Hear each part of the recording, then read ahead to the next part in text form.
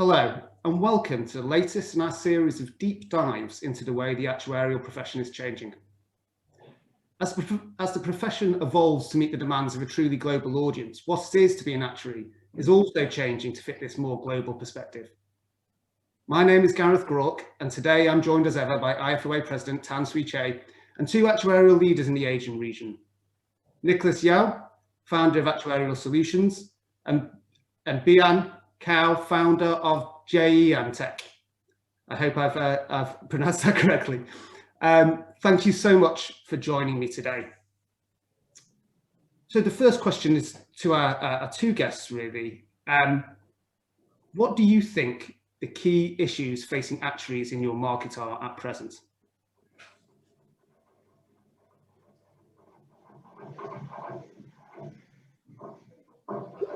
Gareth, I take the question. Thank you.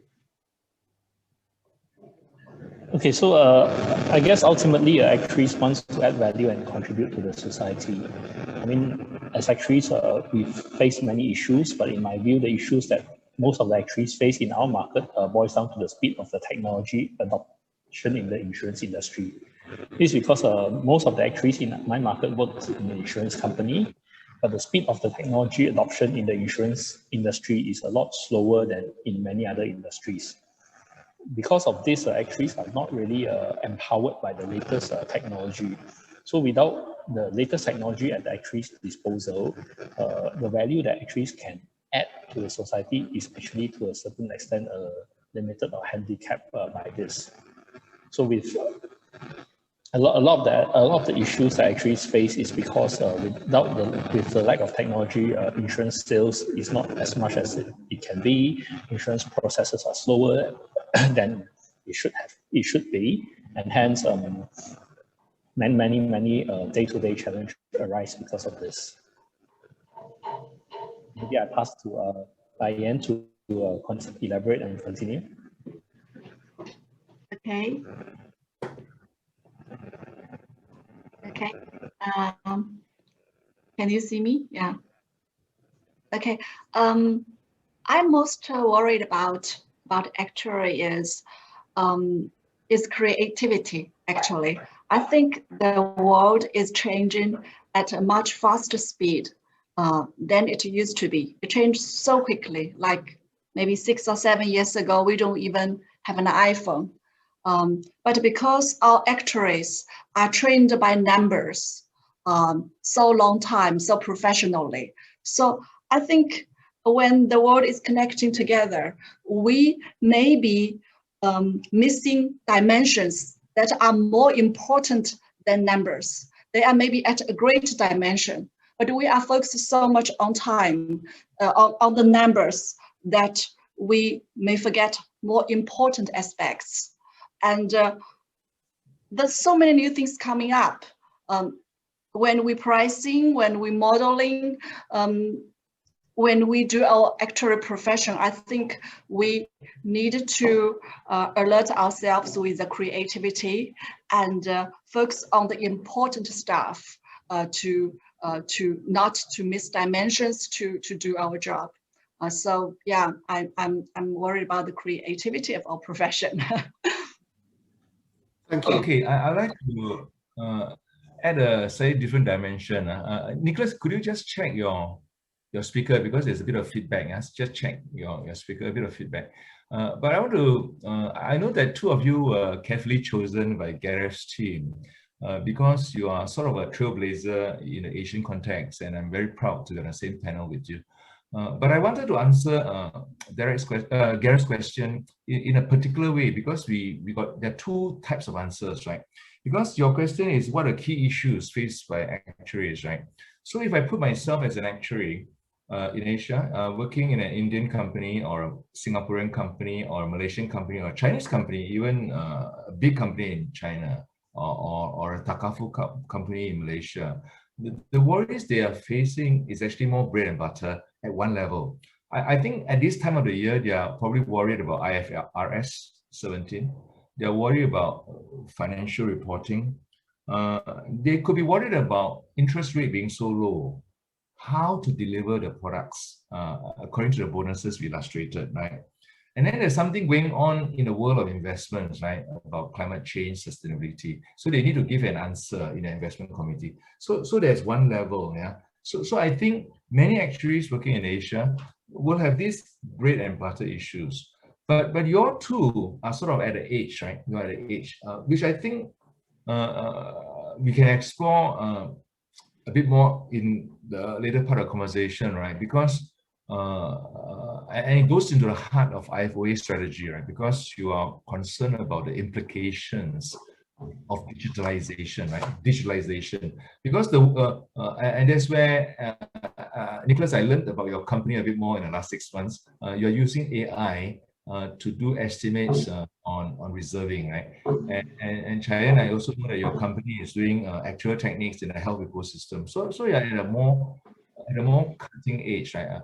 And that is a part which is going to disrupt or interfere with the existing insurers. But it's not. But day to day, life is about IFRS 17. Life is about submitting statutory returns to the insurance company. So I acknowledge that. But the conversation you are having, which is really about 5-10 years, we got to start investing in how actuaries work in a digital world. And then Chieh, you talk about creativity, which is about values and capabilities. But it's not just about digital, but it's also about sustainability, which is an issue which is also emerging in Singapore and China. Maybe less so in Malaysia. Actually, it's not true. Malaysia also came out recently with a Bank Negara about not just about COVID-19, about climate risk in particular. And there's a big conversation in UK. So I think it's really important that actuaries who are not so close to digital world are aware that the boundaries are becoming very blurred, very blurred. And IFoA strategy is really to provide a handshake, right, to move them along, to help, and also to change the way we provide education and lifelong learning, so that they have some kind of guardrails into the future world. So I would, because I want people who are listening to this who may be mainstream actuaries, they are worried about IFRS 17. They're worried about compliance or risk reporting today. But things may change or will change because of all the things you talk about. Thank you all. It's a great scene setter. My next question is to BaiYan first, I think, and then Nicholas. You both took the decision to be entrepreneurs. Can we ask what inspired you to do that? And what challenges did you face, and what advice would you give to other actuaries who are contemplating this same path?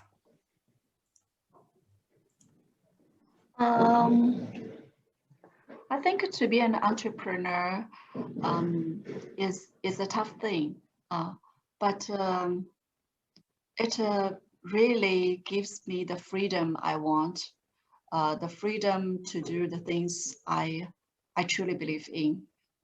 So I'm always a product person. I really love to do insurance products, and among all the insurance products, I love to do the health insurance products most, because it allows me to not only just looking at the insurance, but I can also look at another big sector, which is the health sector. So that drives me to do that, because I believe that the best health insurance products can be needed to be supported by a third party, because you need doctors, you need medical networks, which is very, very difficult to be done in a traditional insurance companies. So that's why it drives me to do this health insurance third party company, because I believe we can help insurance companies to come up with the best health insurance products in the world. The challenges I face, I think like all other entrepreneurs, we face challenges like money, people, clients as startup companies. But that's just all startups need to go through. We are no more difficult than other startup companies. The only one thing I feel is particularly difficult for me is that I needed to dig very deep into the health sector, and all my experiences and the network are in the insurance sector. So I need to work from zero to build up all these health capabilities I need. This is something I found really, really difficult. But when you made it through, it opens a new door for you, and I can combine medical with insurance. It gives me great advantages. So what most difficult for me, or also let me gain the most. For our actuarial fellows who also maybe thinking about being an entrepreneur, my advice would be, because before I did the startup company, I consulted many people. One of them is Fred Rowley, who is the ex-president of the Australia and International Actuarial Society. He gave me this advice. He said, do as much as you can in your life. I think today I'll give the same word to our fellow actuaries. Maybe it's a difficult journey, but it brings so much interesting things to your life. Yeah. Fantastic. Firing. Thank you. Nicholas. So let me continue. So about 6 years ago, I was returning home from abroad, and basically I was looking for a job. Then I came to a realization that there are no jobs in the market that's aligned to what I want to do. The main reason is because I put a high importance in the ability to determine the strategic direction. I think it's similar to what BaiYan has said just now. She wants to do what she really thinks is important. It's similar to me. So, but by setting up my own business, actually, I get to determine the strategic direction of the company. The main challenge, of course, is that the trade-off is that I can get from deciding the strategy is that I do not have a lot of resources like in a very, very big company. So I set up the business with minimum capital and funded it along the way with retained earnings. So because of this, actually, we have let go many opportunities that otherwise could have been pursued, if we had deeper pockets and we were adequately funded. So this is actually the challenge. By determining what I want to do, I basically have to do things in a smaller scale as well, at least in the early stage. The follow-up question is like, my advice to other actuaries contemplating this path, I think they are wasting their time. If you are thinking about it, you should just start doing it. You shouldn't think so much. If you don't do it, then you do not know what will happen. I did consider being an entrepreneur, but I don't have the mindset and the skills we all have. And I was treated very well at Prudential and a senior executive, so I went into the more organizational transformation and innovation work. But I envy people who are entrepreneurs, and there are many successful actuaries who are entrepreneurs, right? Patrick Poon, Steve Wong, and they are very successful in business, because actuaries are people with a business mindset, right? And they know how to calculate. They have an instinct for risk and uncertainty, right? If they over-calculate, then they shouldn't become business people. But if they have a sense of it, I think they make very good business people. But I love your motto, what is it? Do as much as you can with your life, Start doing it, stop thinking about it, Maybe it's something we could learn a bit more. But I wish I have your courage. Well, that does actually tie very much to my next question, which is, there's a view that actuaries are too cautious and too reticent. Do you agree? And what can we do to change that?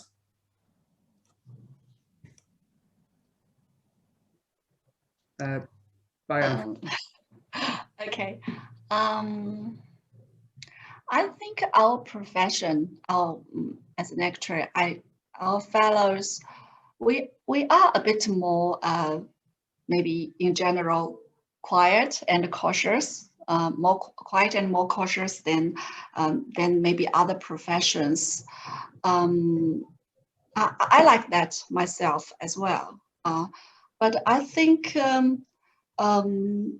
that doesn't mean we are not brave, or we are.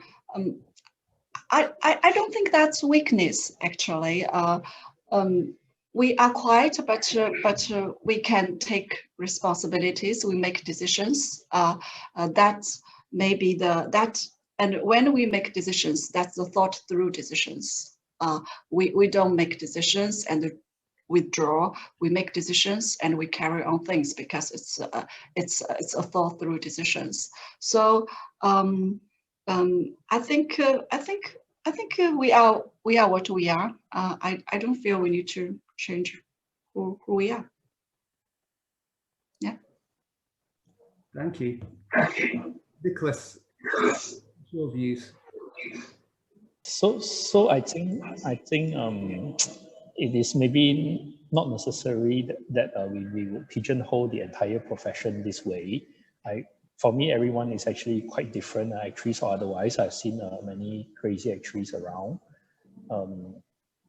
I just think that, you know, different people just happen to behave differently. There is this stereotype actuaries that are so-called cautious and reticent, but I wouldn't say that this necessarily speaks for the entire profession in general. I'm not sure if there's anything that we need to do to change it. I mean, everyone is just slightly different in their own ways. Yeah. I want to offer a slightly different answer and maybe a longer answer. And Nicholas, you are absolutely right. We shouldn't pigeonhole, because the profession is diverse, yeah, and there are many entrepreneurial actuaries who are not cautious and not reticent, right? So I think the word I want to use is diversity. Diversity of mindsets, yeah, diversity of mindset, and we shouldn't be too overweight by a particular mindset. And I believe that over the last 15 or 20 years, we are overweight by a certain mindset, which give more emphasis to cautiousness, consistency, reticence, and cautiousness.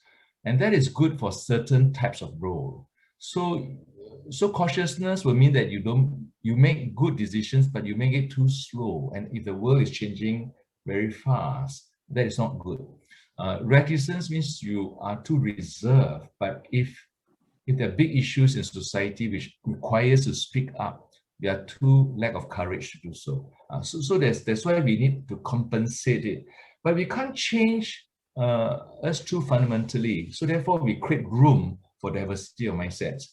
And I've been doing some research on presidential address for the last 50 years, starting with Reddington. Actually, that was his acceptance speech. And he says that we don't have any besetting vices, but we are besetting virtues. Vices is negative, virtues is good, but besetting means we are overweight. Our virtues, he said, are cautiousness, accuracy, consistency, and reticence. And Reddington is one of the greatest actuaries in the last 100 years. And he is not, by any stretch of what I've read, a psychologist. But what I didn't go and do entrepreneurship. I did go and do a master's in psychology because of my interest, and that belongs to a cluster of preferences, which dominates the profession in reserve role. And he says that if this take up all our strengths, it will become a weakness. So he said we must create space for imagination and impulse. And impulse, he means gut feel. And Ronnie Bowie, Peter Clark, Nick Salter, all say the same thing. Nick Dumbreck, Jeremy Goldford, Peter Clark. Yeah, I studied. I just compiling a set of notes for a speaker in our presidential speaker series. They all say the same things, which means that I'm not chasing after something which is in my imagination. It has been said with different generations, and that means two things. That means that for some of us, it's about awareness, because our personality and preferences, they are preferences.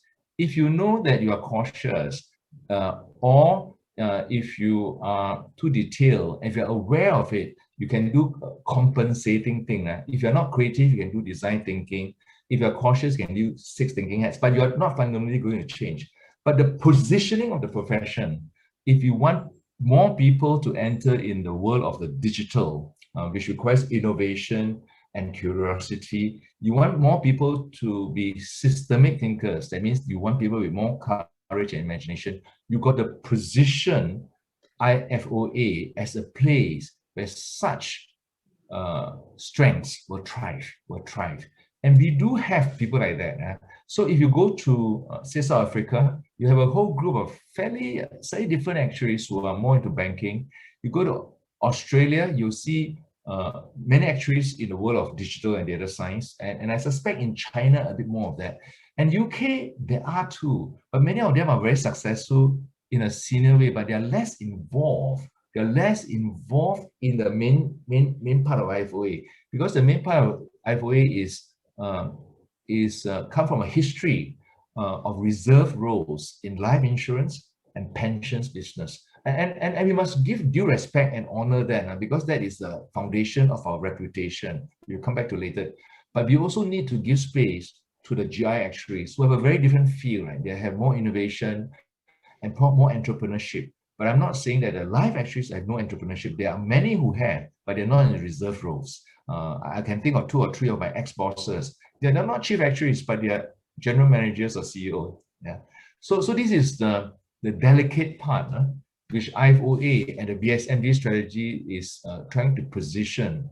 And I've said this to my colleagues, Graham Stott and the chair, and Annette, and who in charge of policy, and the CEO, Stephen Mann, because this is actually a positioning piece for IFoA, for you to create space to attract the people from universities in the UK and elsewhere. It is not just about analysis and cognitive thinking, it's about solving problems in a digital world and solving problems in the sustainability world, and we need that additional diversity. I want to speak at length on this when I saw this question, partly because it is an emerging thesis, but that thesis is consistent with the presidential addresses for the last 50 years. Yeah? And we need to be conscious of it without losing the reputation and the premium quality of our qualification, which was given rise by the life and pension business. Yeah. So the health and GI come much later. Health and GI is life and pensions UK, right? But life and pension is going to a difficult time. Yeah, difficult time because traditional products are disappearing.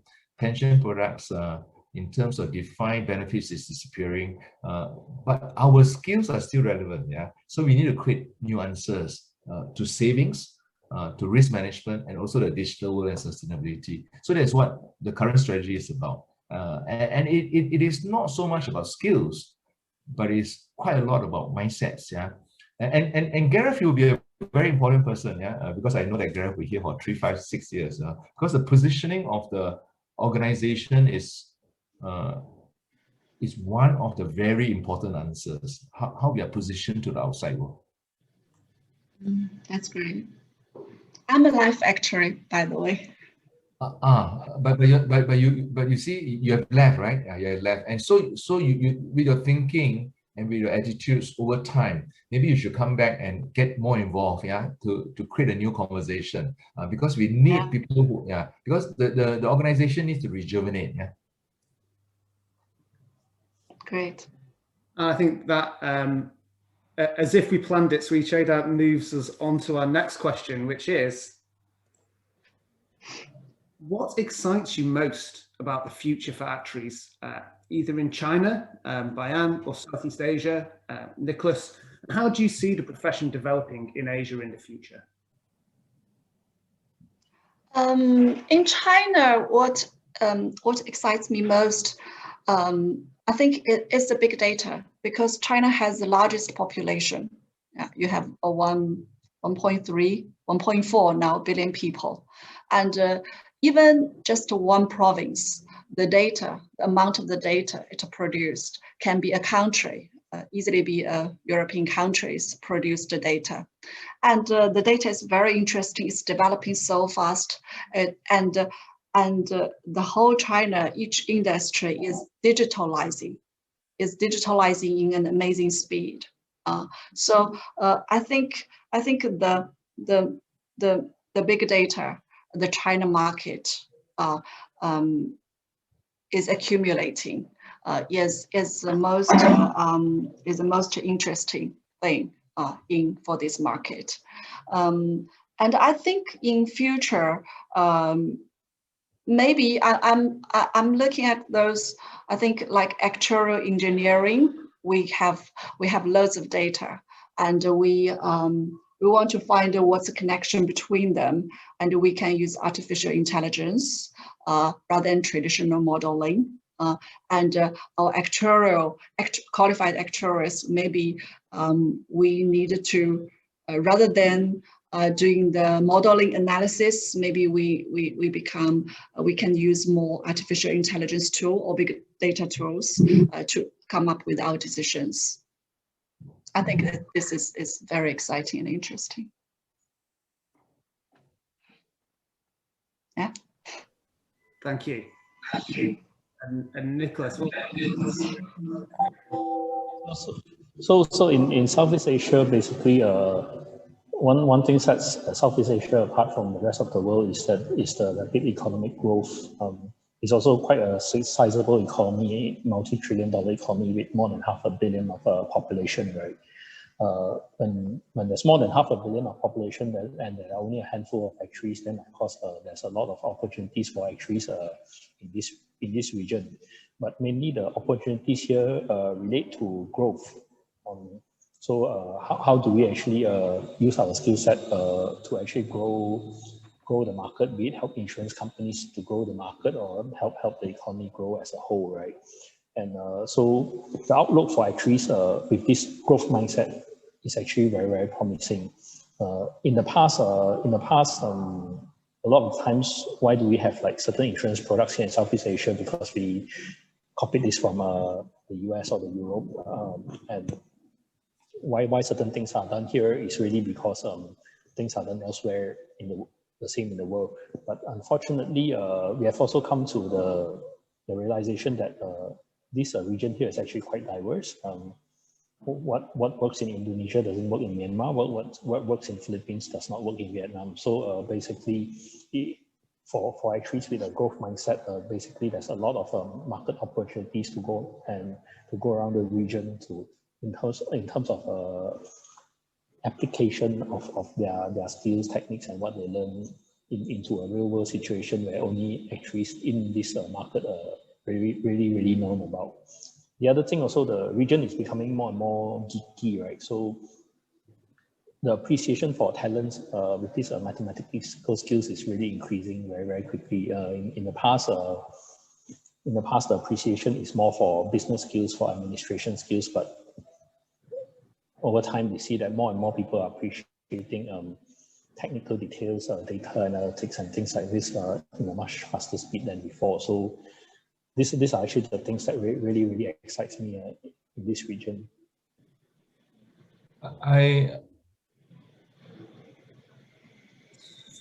So Gareth, if I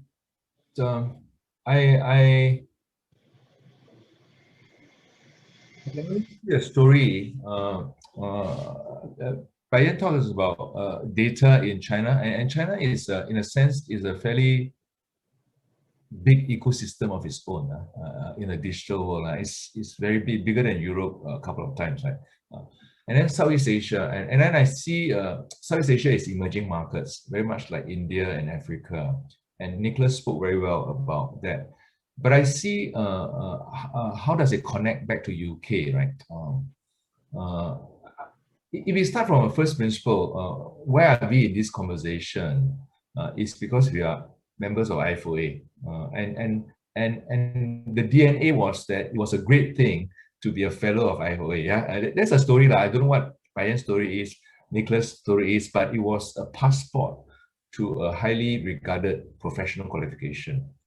And IFoA gives the professionalism, the aura of thought leadership, yeah, in a historical sense for the last 150 and in fact 200 to 300 years beyond when it was first founded, yeah, from the days of Gompers and John Morgan and so forth.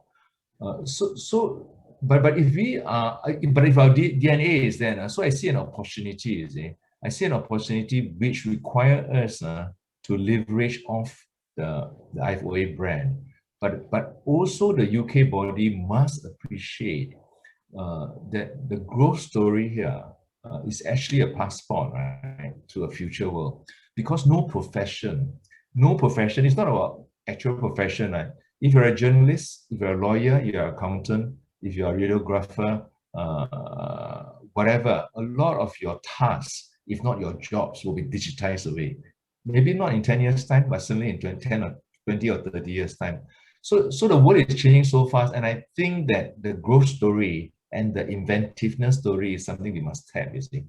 But the challenge is that how could we be forward-looking and embracing all this without losing what we have and honoring what we have in the past, which is a big challenge, right? So for me, it's the narrative of Southeast Asians, and we are connected by the English language. Hong Kong, Taiwan, and China, we are connected by the language and the need for an international body. I think that is a big challenge now, because if you could tap those sources, IFoA would be a great place. And I'm also minded to, I pick this up in Hong Kong and in China and sometimes in Malaysia about what is so different about our training. Yeah? Our training might be perceived to be slightly more sophisticated or more difficult. I don't think it's more difficult, but in the words of one of my senior colleagues, IFoA's positioning has always been about imparting understanding. It's not about imparting knowledge, yeah, imparting understanding. And I spoke to a group of fellows of the Institute of Actuaries in China, and they told me how proud they were, although they do think that some of our written examinations were not necessary, but how proud they were, because it demonstrates that they can be well-rounded. And the employers say that when a fellow of IFoA becomes a fellow, he's ready to start work as an actuary, which I think does great credit, yeah, does great credit to our position. And we are really at an inflection point, because there are so many things happening at IFoA Central, right, about repositioning our syllabus and our education as a lifelong learning offering with things like data science certificate, climate science, banking fellowship, AI, machine learning, and optionality, modularization in the mix. Yeah. But pulling this off is not just about work activities, it's about perceptions, yeah, and how we position it. Sorry, Gary, for being wandering off a bit. Okay. Not at all, Chieh. In fact, we're touching a little bit on the next question as ever, which is, what do we feel the biggest challenges are to achieving this future that we're seeing for actuaries? BaiYan, what do you think? I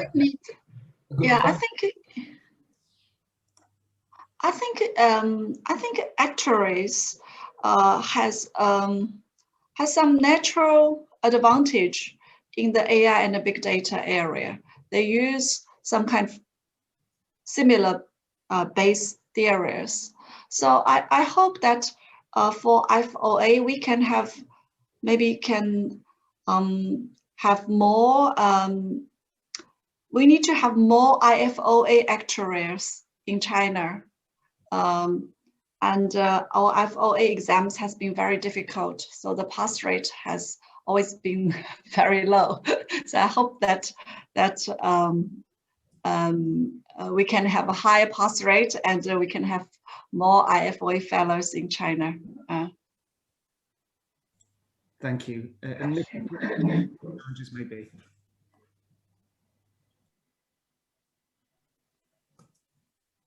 My turn? Yeah. So I think the biggest challenge that I see is really that not everyone has a growth mindset. Yeah. So for example, in our company, we have three corporate values: open communication, progressive, and can do. So progressive and can do are basically related to growth and growth mindset. So the challenge is really to be able to cultivate this growth mindset, so that it's not only in terms of business growth, it's more also in terms of personal growth, personal development. How do we, there's this underlying intention that, we want tomorrow to be better than today. And also when we approach a problem, it is always with an attitude that we can do rather than we cannot do. It's not to say that we can do everything, but if you have a way to look into a problem from a can-do attitude, you actually solve a lot more problems than if you approach a problem with a cannot-do attitude. Gareth, in a very simple way, in terms of challenge, I think it's mindset is a big one. I think mindset and clarity of purpose, continue to stick to the strategy. I'm more at the center of IFoA because I'm part of the decision-making process. And I think it's coming together. It's holding, and with the recent presidential election, as long as we could hold to the narrative of VSMD and serving our members well in an international way, I think we'll get there. But it's about consistent coherence, right? Coherence, clarity of purpose, continue to say the same things, but in an imaginative way, in an engaging way. That will be the challenge. I have intrinsic trust and confidence in the capabilities of the profession, but we probably need more encouragement. So I'm quite optimistic. But put another way, if you're not optimistic, then we are trying to do something which is going to fall on every profession, because the digital is impacting everything, and the sustainability challenges and intergenerational issues, COVID-19, climate risk is affecting everything. So we are all being shaken, So we are trying to respond in a strategic way, right? I don't think anyone going to be criticizing us for lack of trying, yeah. So, but yeah. So I'm in that space, yeah. Thank you, Suee.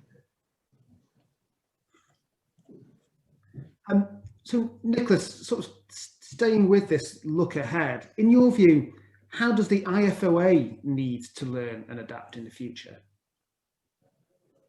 Okay, I think the very simple short answer is basically IFoA just have to listen to what Chieh had said all this while, which I think he actually pioneered many of which is also what I've heard from Chieh in this conversation.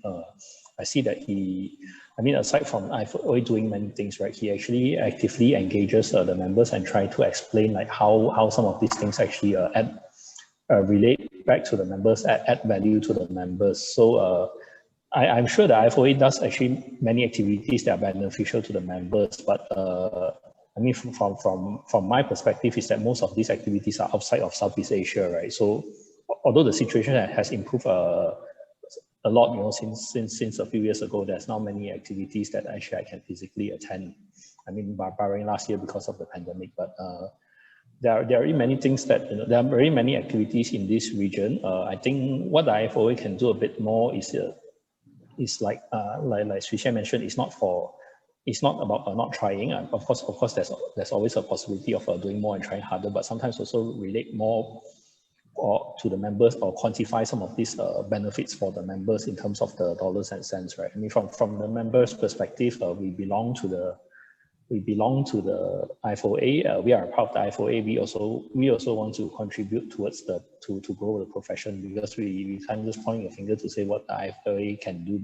Need to do better to learn and adapt. Each of us members ourselves also need to learn and adapt to the future. Then collectively as a profession, we will actually have a better future. So sometimes the IFoA can help is like to get the members together, to encourage the members to also collectively do this, and not just sit down there and do nothing and wait for the IFoA to come and do many things for them, right? So and this way the members can see, when they contribute, when they do something, it actually benefits themselves eventually. Then I think the profession will be a lot stronger. This FIA credential that I have will be a lot more valuable. Yeah. I think this is what the members want as well. Thank you, Nicholas. BaiYan, China is, as you said, such a huge market, and you've also worked in the UK. What can China learn from the West, and what can the West learn from China? I think it's decided by the two totally different markets. UK, when I worked in UK, it's already a very stable market. It's a stable and mature market, and it have very matured way and process of dealing with things.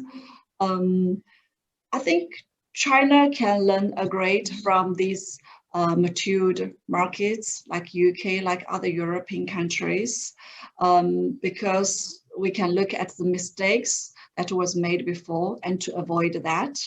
And these two markets in a certain period made so similar mistakes, and we can learn from the process, the method, the way of doing things. There's a lot to learn, and I think China has been learning from the different mature markets, US, UK mostly, and for China is a different thing, because it's growing so rapidly, and people are trying to seizing the opportunity, are trying to grab the new market.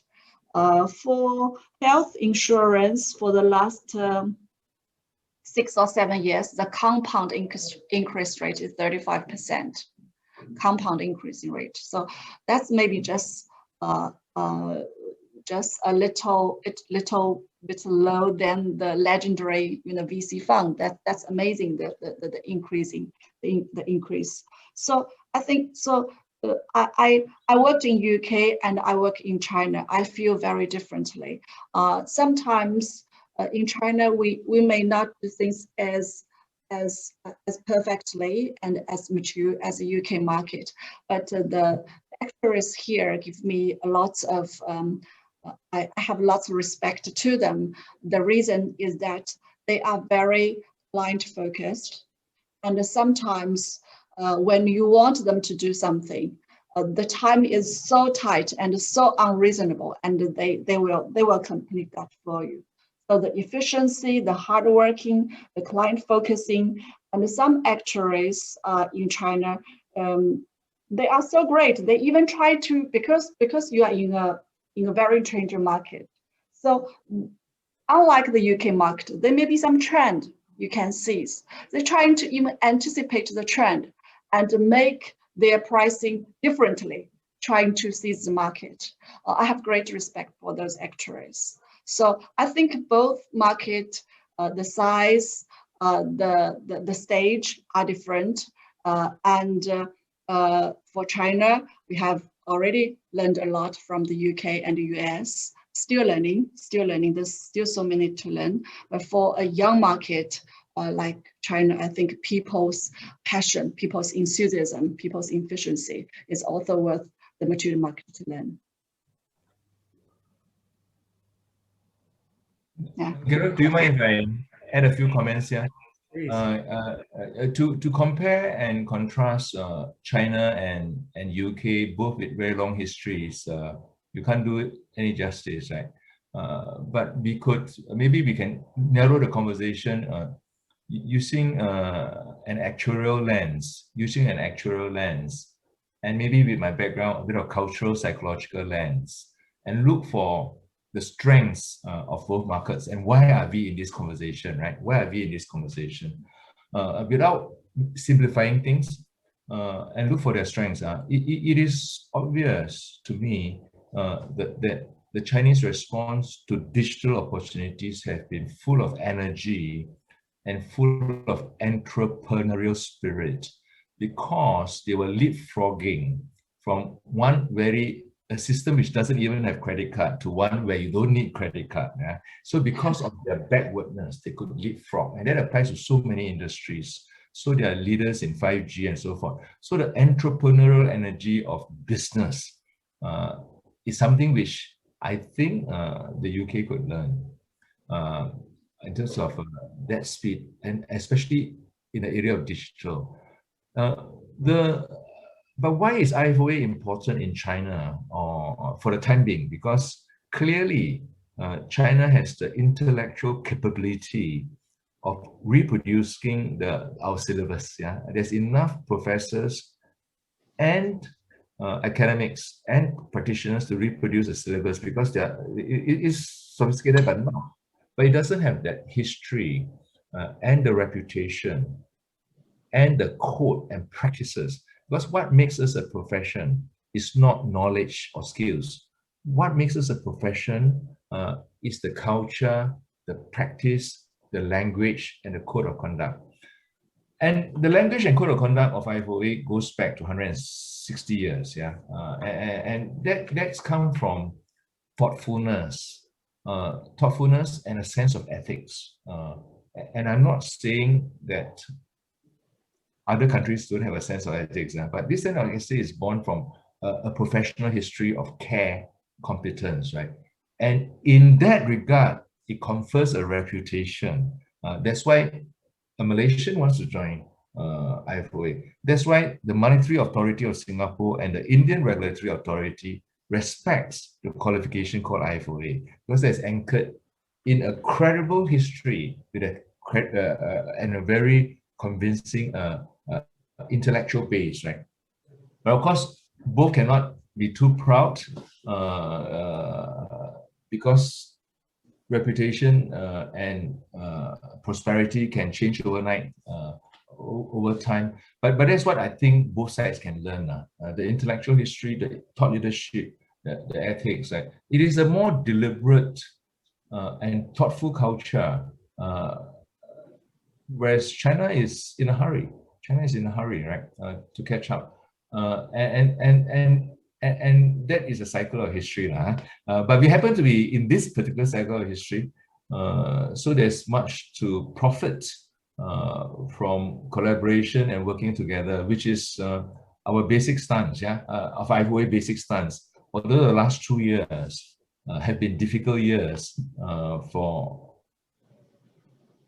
globalization, right? But my instinct and also IFoA instinct is that we should remain a global institution because the problems which face mankind is not restricted to one country, and we've got to work together. But I think I better draw the boundary there, restricted to professional affairs. Final question, and then we'll be drawing our time here to a close. So this is to all my guests today. What would you say to young actuaries in the region who are just starting out with their studies? And maybe we'll start with Nicholas. Okay, so I think in this region, it's actually a very exciting time for the young actuaries to start and join the profession, because first of all, more and more people are starting to recognize the value of the actuarial profession, and IFoA is also becoming more and more prominent in this region, right? This has actually attracted many students entering and intending to enter into our profession. So what has happened is that this has actually made the profession very competitive. So for example, for one job position, we can have more than 100 applicants. So in this type of competitive situation, right, the fittest shall survive. So if you actually make it out of this system, you are really at the top of your game. So this actually will encourage young actuaries to become a lot more knowledgeable, a lot more skillful, and they will become really sought after. So it's like to be in the game when the bar is actually continuously increasing is really a very exciting time for actuaries to join the profession.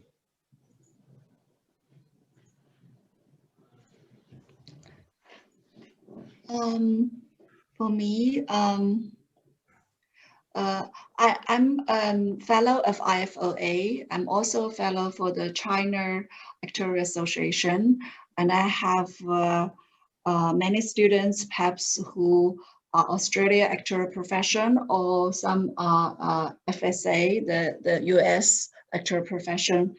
From what I understand, all the exams, I personally feel that the IFoA exams are more close to the real world work. I'm a person that I always more interested in the real world. So why I think the IFoA exams is more difficult, perhaps a little more difficult than others, is because I feel it's more close to the real work, real world we are touching. So that's why I like our IFoA, and I hope that you can enjoy our studies and also use the study to help our actuary the real work. Yeah. I was just coming up. Seize the day, carpe diem. Seize the day for young actuaries across the region. The time cannot be better. And I'm not sure our exams are more difficult. It might require you to do more work. For me, that is not an advantage. That is a differentiator. So I don't think it's a disadvantage. It's an advantage. And I'm not sure it is more difficult. Yeah, I'm not sure it's more difficult. It's different maybe. But for young actuaries, you decided to be an actuary because you are reasonably good in maths. You're not the sort of Einsteinian level, but you're quite good in maths. You want to work in organizations. You want to work in business areas. This is the best profession you're in, you know. And IFoA is really transforming to be to just be to perpetuate our relevance in the domains we work in: life insurance, pensions, health, general insurance, risk management, investment management, banking, climate science, but also beyond, right? Also beyond, because of our highly transferable skill set. But it's not a skill set that matters, it's our mindset, yeah? So seize the day, my friends across the region and throughout the world.